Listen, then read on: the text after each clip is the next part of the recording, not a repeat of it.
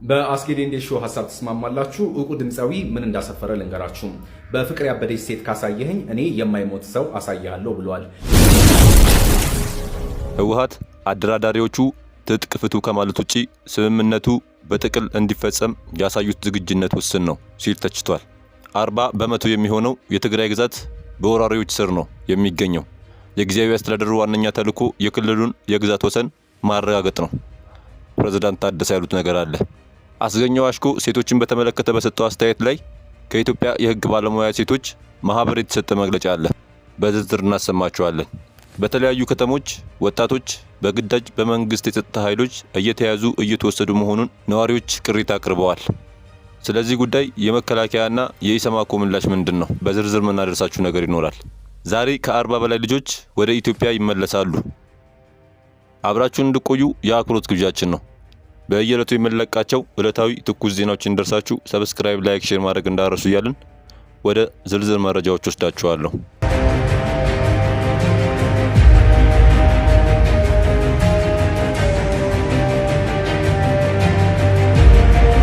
ህወሓት አደራዳሪዎቹ ትጥቅ ፍቱ ከማለት ውጪ ስምምነቱ በጥቅል እንዲፈጸም ያሳዩት ዝግጁነት ውስን ነው ሲል ተችቷል።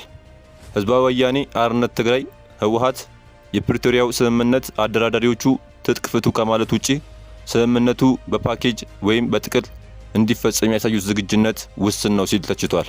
ብሔራዊ አንድነታችን ሉዓላዊነታችንን ለማስጠበቅ በሚል መሪ ቃል የፓርቲው 1337 የሚሆኑ ከፍተኛና መካከለኛ አመራሮች ተሳትፈውበታል በተባለውና ከሚያዝያ 23 እስከ 25 ቀን 2017 ዓ.ም በተካሄደው ስብሰባ ማገባደጃ ላይ ባለ 10 የአቋም መግለጫ አውጥቷል። አቋሙን ካንጸባረቀባቸው ጉዳዮች አንዱ የፕሪቶሪያው የሰላም ስምምነት አንዱ ሲሆን ሙሉ በሙሉ አልተተገበረም ሲል በመግለጽ ላለመተግበሩ 3 ምክንያቶችን አስቀምጧል። በአቶ ጌታቸው ረዳ የተመራውን የጊዜያዊ አስተዳደሩን ተቆጣጥሮት የነበረው የፓርቲው አንዱ ቡድንን በመጀመሪያ ምክንያትነት ያስቀመጠው መግለጫው፣ በሁለተኛ ደረጃ ደግሞ በኢትዮጵያ መንግስት በኩል ስምምነቱን ለማስፈጸም ቁርጠኛ ለመሆን ነው ሲል ገልጿል። ሌላኛው በአቋም መግለጫው የተካተተው ነጥብ ደግሞ የፓርቲው ዕውቅናን የተመለከተ ሲሆን ዕውቅናዬ የሚወሰነው በትግራይ ህዝብ ነው ብዬ ነው የማምነው ሲል ገልጿል። በፕሪቶሪያው ስምምነት መሰረት ህጋዊ ሰውነቱ ወደ ነበረበት እንዲመለስም ጥሪ አቅርቧል። 40 በመቶ የሚሆነው የትግራይ ግዛት በወራሪዎች ስር ነው የሚገኘው። የጊዜያዊ አስተዳደሩ ዋነኛ ተልዕኮ የክልሉን የግዛት ወሰን ማረጋገጥ ነው። ፕሬዝዳንት ታደሰ የትግራይ ክልል 40 በመቶ የሚሆነው ግዛት በወራሪዎች ቁጥጥር ስር ነው የሚገኘው ሲሉ የክልሉ ጊዜያዊ አስተዳደር ሌተናል ጄኔራል ታደሰ ወረደ ገለጹ። የጊዜያዊ አስተዳደሩ ዋነኛ ተልዕኮ የክልሉን የግዛት ወሰን ማረጋገጥና የተፈናቀሉትን ወደ ቀያቸው መመለስ ነው ብለዋል። ፕሬዝዳንቱ ይህንን የገለጹት በኢትዮጵያ የጀርመን አምባሳደር የሆኑትን ጄን ሳንፊልድ ትላንት ሚያዝያ 28 ቀን 2017 ዓ.ም በጽህፈት ቤታቸው ተቀብለው ባነጋገሩበት ወቅት ነው። ፕሬዝዳንት ታደሰ 40 በመቶ የሚሆነው የትግራይ ክልል ግዛት በወራሪዎች ቁጥጥር ስር ነው የሚገኘው። ከሁሉም ነገር በፊትና ከምንም ነገር በላይ የጊዜያዊ አስተዳደሩ ተልዕኮ በህገ መንግስቱ የተከለለውን የክልሉን የግዛት ወሰን ማረጋገጥና የተፈናቀሉትን ወደ ቀያቸው መመለስ ነው ሲሉ ለአምባሳደሩ መናገራቸውን ከጽህፈት ቤታቸው ያገኘነው መረጃ ያሳያል። በተጨማሪም ፕሬዝዳንቱ ከአምባሳደሩ ጋር በነበራቸው ውይይት የመጀመሪያው ዙር 75000 ታጣቂዎችን ወደ ማህበረሰቡ የመቀላቀል ተግባር እስከ መስከረም ይጠናቀቃል።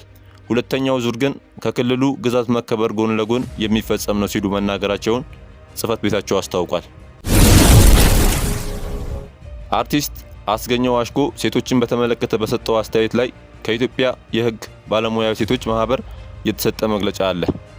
መግለጫው እንዲህ ይላል። እንደሚታወቀው በሀገራችን የሴቶችና የሴት ህፃናት ጥቃት ከጊዜ ወደ ጊዜ እየጨመረ አይነቱን እየቀያየረና በአፈጻጸሙ እየረቀቀ የመጣ እጅግ አሳሳቢ ጉዳይ ነው። ይህንንም ለመከላከል የተለያዩ የሚመለከታቸው አካላት እንዲሁም መላው የህብረተሰብ ክፍል የራሱን አስተዋጽኦ ማድረግ እንዳለበት እሙን ነው። አብዛኛው የማህበረሰብ ክፍል ጥቃት ምን ማለት እንደሆነ በቂ ግንዛቤ የሌለው ከመሆኑ በተጨማሪ በአንዳንድ ግለሰቦች የሚሰነዘሩ ሴቶችን የተመለከቱ አስተያየቶች ለጥቃት መባባስ ጉልህ ሚና አላቸው። ከዚህ ጋር ተያይዞ ሰሞኑን በአንድ ታዋቂ ግለሰብ ማለትም በድምፃዊ አስገኘው አሽኮ ሴቶችን በተመለከተ በማህበራዊ ሚዲያ ላይ የተደረገው ንግግር ሴቶች በአካላዊ፣ በኢኮኖሚያዊ እንዲሁም በጎጂ ልማዳዊ ድርጊቶች እየደረሰባቸው ካለው ጥቃት በተጨማሪ በጠቅላላው በመፈረጅ የስነ ልቦናዊ ጥቃት እንዲደርስባቸው ያደረገና ብዙ ሴቶችን የሚያስቆጣ ተግባር ነው። በሌላ በኩል ደግሞ ጉዳዩን ብዙ ሰዎች እንዲቀባበሉትና የበለጠ ሴቶች ላይ እንዲዘባበቱ ያነሳሳም ጭምር ነው። ድምፃዊው ከዚህ ቀደም የሀገር ካስማ በተሰኘው ሴቶችን ለማበረታታት ታልሞ በተሰራ ህብረ ዝማሬ ላይ በመሳተፉ የሴቶች አጋር መሆኑን በማሳየቱ እንደ ተቋም እውቅና ሰጥተን የነበረ ሲሆን አሁን ባደረገው ንግግር ግን ሴቶች ላይ የጥላቻ ዘመቻ እንዲከፈት በማድረጉ ማህበራችን እጅግ ያዘነ መሆኑን ለመግለጽ ይወዳል። ድምፃዊው በንግግሩ በፍቅር ያበደች ሴት ካሳየኸኝ የማይሞት ሰው አሳይሃለሁ በማለት ሴቶችን ሁሉ በአንድ በመፈረጅ በአጠቃላይ የሴቶችን ስብዕና የሚነካ ሴቶች በህገ መንግስቱ የተሰጣቸውን ክብራቸው ተጠብቆ የመኖር መብት የጣሰ አስተያየትን ሰጥቷል። ይህ ንግግሩም በሀገራችን የጥላቻ ንግግርና የሐሰተኛ መረጃ ስርጭትን ለመከላከልና ለመቆጣጠር የወጣውን አዋጅ ቁጥር 1185 ህዝባር 2012 አንቀጽ 2 ንዑስ አንቀጽ 2 4ና 7ን የጣሰ የወንጀል ተጠያቂነትን የሚያመጣ ተግባር ነው። በመሆኑም ማህበራችን ግለሰቡ በተገቢው መልኩ በህግ ተጠያቂ እንዲሆን የሚሰራ መሆኑን እንገልጻለን። ዛሬ ላይ ያለ ተጠያቂነት የምትተላለፍ አንዲት ጥላቻ ነገ ላይ በሴቶች ላይ ለሚፈጸም ከባድ ዘመቻ በር ከፋች በመሆኗ ይህንን ንግግር የምታሰራጩ የማህበራዊ ሚዲያዎችም ይህን ከማድረግ እንድትቆጠቡ እናሳስባለን። በሴቶች ላይ የሚፈጸም ጥቃትን መከላከል የሁሉም የማህበረሰብ ክፍል ኃላፊነት ነው። በሴቶች ላይ የሚፈጸም የጥላቻ ንግግርን አጥብቀን እንቃወማለን ሲል መግለጫው ያሰማል። በተለያዩ ከተሞች ወጣቶች በግዳጅ በመንግስት የጸጥታ ኃይሎች እየተያዙ እየተወሰዱ መሆኑን ነዋሪዎች ቅሬታ አቅርበዋል። በባህር ዳር አዴትና ሞጣ እንዲሁም ጋይንት አካባቢ ያሉ ነዋሪዎች በሃዮቹ መጀመሪያ አካባቢ ያሉ ወጣቶችን የመከላከያና የአድማ ብተና መለዮ የለበሱ የመንግስት የጸጥታ አካላት ወጣቶችን እያፈሱ እስር ቤት እየከተቷቸው ነው ሲሉ ገልጸዋል። በሰሜን ጎጃም ዞን ይልማና ዴንሳ ወረዳ የአዴት ከተማ ነዋሪ መሆናቸውንና ስማቸውን በይፋ እንዳይጠቀስ የጠየቁን ግለሰብ እርሳቸው በሚኖሩበት አካባቢ ባለፈው ሐሙስ ዕለት ከገርገራ ጎንጂ ቆለላ የሚመላለሱና የትራንስፖርት አገልግሎት የሚሰጡ 5 ሞተረኞች ከነሞተራቸው እንዲሁም 3 ሴቶችን ጨምሮ 17 ተማሪ የነበሩ ወጣቶችን መውሰዳቸውን ተናግረዋል። የተያዙት ወጣቶቹ እስር ቤት መወሰዳቸውን የሰሙ ወላጆች እስር ቤት በመሄድ በገንዘብ ተደራድረው ልጆቻቸውን ያስለቀቁ እንዳሉ ሁሉ ገንዘብ የሌላቸው ወላጆች እያለቀሱ ተመልሰዋል ሲሉ እኚህ አስተያየት ሰጪ አክለዋል። በምስራቅ ጎጃም ዞን ሞጣ ቀራኒዮ ከተማ ነዋሪ መሆኑን የሚናገረውና በደህንነት ስጋት ምክንያት ስሙ እንዳይጠቀስ የፈለገ ግለሰብ በቀራኒዮ ከተማ በርካታ ከ18 እስከ 20 የዕድሜ ክልል ውስጥ ያሉ ወጣቶች እየታፈሱ እንደሆነ ተናግሯል። በአካባቢው ትምህርት በመቋረጡ ከትምህርት ገበታ ውጪ በመሆናቸው በከተማው ያለ ስራ ሲዘዋወሩ የመንግስት የጸጥታ ኃይሎች በብዛት በመኪና እየጫኑ ሲወስዷቸው እንደተመለከቱ ይሄው አስተያየት ሰጪ ተናግሯል። የአካባቢው ነዋሪ የሆነውና ስሙ እንዳይጠቀስ የጠየቀን ግለሰብ በደቡብ ጎንደር ዞን ጋይንት ወረዳ ባሉ ንዑስ ወረዳዎች ወጣቶች ብቻ ሳይሆኑ የ11 ዓመት ታዳጊ ጭምር በመንግስት የጸጥታ ኃይሎች መወሰዳቸውንና ልጆቻቸውን ለማስለቀቅ ወደ ደብረ ታቦር የሄዱ ወላጆችም እያለቀሱ መመለሳቸውን እንደተመለከተ ገልጾልናል። ያነጋገርናቸው ሁሉም አስተያየት ሰጪዎች መንግስት በየአካባቢው በግዳጅ የሚሰበስባቸውን ወጣቶች ወደ ወታደራዊ ማሰልጠኛ ካምፕ እያስገባ ነው ብለው ይከሳሉ።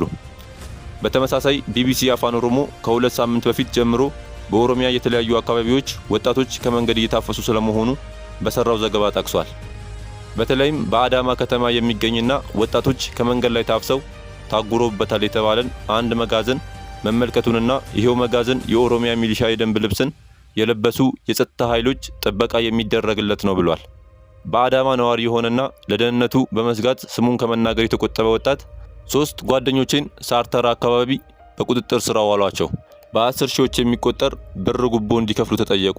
ከዚያም እነርሱን ለመልቀቅ የግድ 3 ሰዎችን መተካት ነበረባቸው። የእነርሱን ቦታ ከተማ ውስጥ ዞር ዞር ብለው ሌሎች 3 ሰዎችን ይዘው ካመጡ በኋላ ነው እነዚህ 3ቱን የለቀቁት ሲል ገልጿል። የመከላከያና የኢሰማኮ ምላሽ።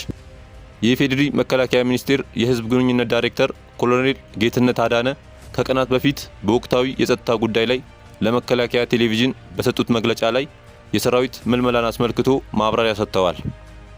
የመከላከያ ሰራዊት ህገ መንግስታዊ ኃላፊነቱን ለመወጣት በተፈጥሮም ሆነ በሰው ሰራሽ ነገር የሚወጣውን ሰው ለመተካት እንዲሁም ሚዛን የጠበቀ የኃይል አሰላለፍ ታሳቢ ያደረገ የሰራዊት ዝግጅት ያስፈልጋል ሲሉ የምልመላ አስፈላጊነትን ጠቅሰዋል። ኮሎኔል ጌትነት ተቋሙ በሚያወጣው መደበኛ የምልመላ መስፈርት ወጣቶችን ወደ ሰራዊቱ መቀላቀል በየትም ዓለም አቀፋዊ አሰራር ያለ ነው ሲሉ ገልጸዋል። ዳይሬክተሩ የምልመላ መስፈርቶች ብለው ካቀረቧቸው በዋናነት ሕገ መንግስቱን የተቀበሉ እድሜያቸው ከ18 ዓመት በላይ የሆነ ሀገራቸውን ለማገልገል ሙሉ ፈቃደኛ የሆኑ ከማንኛውም ፖለቲካዊ ድርጅቶች ወገንተኝነት ነፃ የሆኑ ስልጠናውን ከወሰዱ በኋላ 7 ዓመት ለማገልገል ውል የሚገቡ ከወንጀል ነፃ የሆኑ የሚወጡትን አካላዊ መስፈርቶች የሚያሟሉ የሚሉት በጥቂቱ የሚጠቀሱ ናቸው። የምልመላ አሰራሩን በተመለከተ ዳይሬክተሩ እንዲህ ብለዋል። የምልመላ ሂደቱ በወረዳና በቀበሌ ያሉ የጸጥታና የመስተዳደር አካላት በኮሚቴ ሆነው የሚያከናውኑት ነው ሲሉ አፈጻጸሙንም በተመለከተም ለመከላከያ ሪፖርት የሚቀርብበት መሆኑን አንስተዋል። ምልመላው የብሔር ሚዛናዊ ተዋጽኦ ያካተተ መሆን ስላለበትም ከብሔራዊ ስታቲስቲክስ ቢሮ በተወሰደ ቁጥራዊ የክልሎች መረጃ መሰረት መከላከያ ለክልሎች ኮታ እንደሚሰጥ ነው የተናገሩት። አፈጻጸሙን በተመለከተ ኮሎኔል ጌትነት እንደ አቅሙ ነው በሚል የገለጹ ሲሆን ከወረዳና ቀበሌ የተደረገው ምዝገባ እንዲሁ የሚወሰድ ሳይሆን በዞን ደረጃ እንዲሁም ማሰልጠኛ ሲደርሱ የማጣራት ስራ እንደሚሰራም አንስተዋል። በዚህም የክልሎች ተወካዮች ባሉበት ቅሬታ ሰሚ ኮሚቴ ተሰይሞ በፍቃዱ መምጣቱን ብቻ ሳይሆን ከተቀነሰም የተቀነስኩበት አግባብ ትክክል አይደለም ብሎ ቅሬታ ማቅረብ እንደሚችል ነው ያነሱት። የኢትዮጵያ ሰብአዊ መብቶች ኮሚሽን በጉዳዩ ላይ እንዲህ ብሏል። በየአካባቢው የሚስተዋሉ የወጣቶች አፈሳ ስለመኖሩ ቅሬታ ደርሷቸው እንደሆነ ከሪፖርተር ጋዜጣ ጥያቄ የቀረበላቸው ዋና ኮሚሽነር ብርሃኑ አዴሎ ተከታዩን ምላሽ ሰጥተዋል። ክትትሉ አልቆ የወጣ የተጠናቀቀ ዶክመንት የለንም።